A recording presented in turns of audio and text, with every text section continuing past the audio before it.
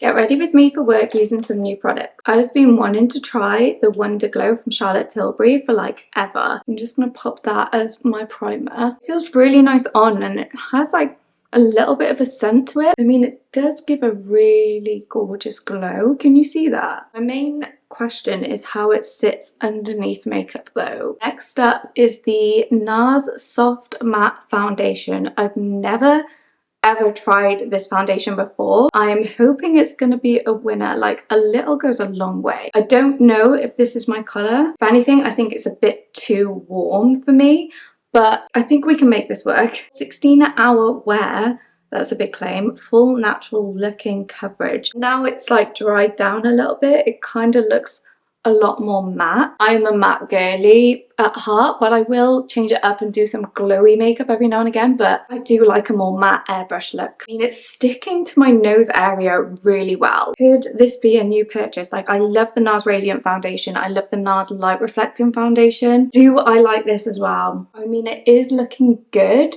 My only issue is with like matte foundations. Sometimes they look a little bit cakey throughout the day because they kind of like absorb all the oil in the skin. I'm really impressed. What do we think? For concealer, we are using the Tarte Shape Tape in the colour Fair Neutral. I use the Nars concealer usually, the Radiant Creamy Concealer, which I really enjoy. Tarte Shape Tape is a very good full coverage concealer. I've used it for a spot conceal before, but not for like my actual concealer. So let's have a look at what this is like. It is quite a light colour that I've chosen, but I kind of have done that on purpose. Let's have a look at what it sets like underneath the eye, because I'm so fussy in terms of concealer.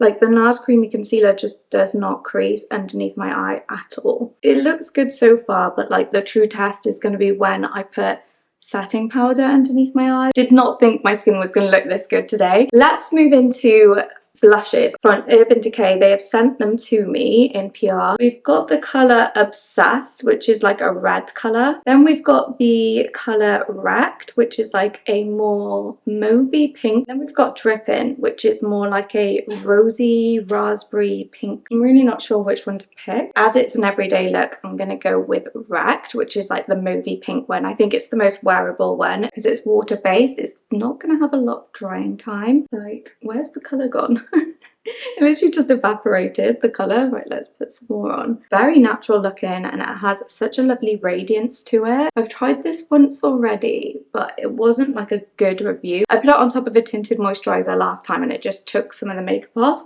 but it's actually sitting really lovely with this soft matte foundation over the top. It gives like a highlight, like a dewy highlight glow, which I'm kind of obsessed with. We're not going out, we're not going clubbing, we're just, this is work makeup we're talking about. So I think that is like the perfect amount of flusher colour. What do we think of this? As I'm looking a bit pale at the moment, we are just going to go for like a blush look today.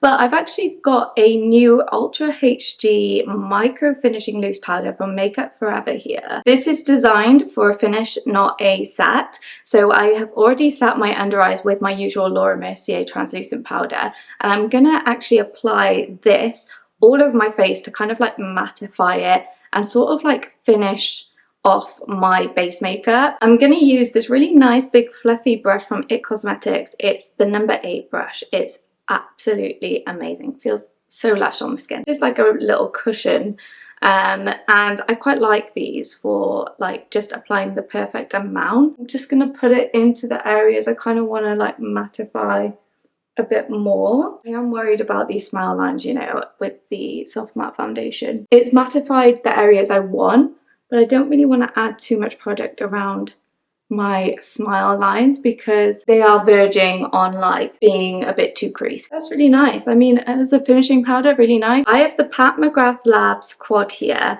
and all of these shades are stunning for like winter time. That's the, oh my god, that's the blue. Let's just do one swap. Oh my god, they are so pigmented.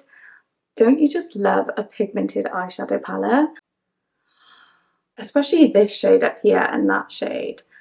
I feel like those two are going to be so wearable. Just going to take the Nars Matte Bronzer, perfectly neutral bronzer colour. I'm going to be using it later as my bronzer. I'm going to take that in the sort of crease area just to build up some sort of depth so that the pigment has something to go off. If I was just going to put it on my eye, I feel like it would just wash me out. This is like one of my favourite things to do actually for everyday makeup. Whilst I'm here as well, I'm just going to take a little bit of that bronzer and just take it underneath my eye as well. I think that that is the most flattering way to do eyeshadow, is to like sandwich the eyes basically and do a bottom and a top. What am I even saying? Going in with this colour, I think this is Hypnotic, which is like a really nice gold. I'm just going to pop that on the lid. Wow, these are pigmented. They're almost like foil colours, very similar to Space Cowboy, which I reviewed in a recent video. I am obsessed with that glitter. Like, it's not glittery, it's not like gritty, it's sort of like, it's almost like melting glitter. I know that sounds weird, but it just doesn't feel like anything on the lid. Tempted to do like some looks with the rest of them. Oh my god, that's stunning. Next we've got the NYX Epic Ink Liner, which is waterproof apparently, which I don't usually go for, and it's in the colour brown. I've used the black one before, I have never used the brown one, so let's give this a go. I really do like this like nib on it as well. It's a really good nib. Very pointed at the top, which is going to make a really good wing. It's like a darker cool tone brown, which is something I really need in my kit at the moment. That's really pretty. It's not too like warm. I feel like that was so easy to use as well. The fact that like it was a pen just makes it so easy. They're the most genius inventions, these type of like eyeliners. It has some drying time so you can work with it to get like the shape you want before it dries down, which is so good, because some of these eyeliners that are waterproof, they're just like so water-based that they just dry so quickly, and then you can't work with it and you can't perfect the line. I put my favourite mascara on, I've done some brows. Your girl is looking very pale, so let's add some Nars matte bronzer. Because it says the word matte, sometimes matte bronzers kind of cling to all of my cream products underneath. Bit of flusher colour that I need right now. So I've heard so much about this. It's the Tri-Peptide Plumping Lip Balm. Helps to plump and hydrate lips. Like, those claims are quite intense. I'm not a huge fan of a plumping lip balm, so this could be very interesting, I'm not gonna lie. This is the Charlotte Tilbury Lip Cheat in Iconic. Really nice, like sort of cooler toned brown, but not too cool toned. It's sort of got a really unique colour payoff. I tend to go for more warmer tones, so this is definitely new for me. I think it goes really nicely with this eye look though. I actually really like that, I'm enjoying it. I feel like I need to wear it a couple more times though. Let's dip into this plumping lip gloss now. This could be quite hilarious because I'm not very into my plumping lip balms, whatever. So this is what my lips look like now. I'm kind of scared for my life, I'm not gonna lie. It doesn't taste like anything. Doesn't have a flavour of any sort actually. Not even any tingling so far. I'm kind of expecting something to happen. Have you noticed a difference in my lips?